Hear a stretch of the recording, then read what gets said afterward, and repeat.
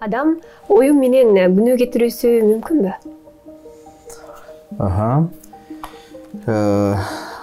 Ыйык жазууда Забурда 138 Забурда мындай сөз бар, мен окуп берейин эгерде мүмкүн болсо.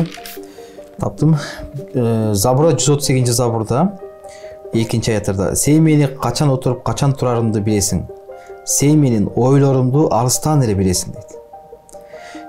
Демек Кудай адамдын ойлорун алыстан билип аткан болсо, анын жаман ойлорун дагы Кудай көрүп турат, билет. Ошол себептен жаман ойлор келгенде дароо биз андан Кудай кечир мен ошол ойлорумду алып салчы, ойлонбоюнчу жардам берчи деп дароо сыйынышыбыз керек. Эгер ошол ойлорубуз менен жашай берсек, анда Кудай ошол ойлорубузду билет дагы, ана бул Теңирдин алдында күнөө болуп эсептелет.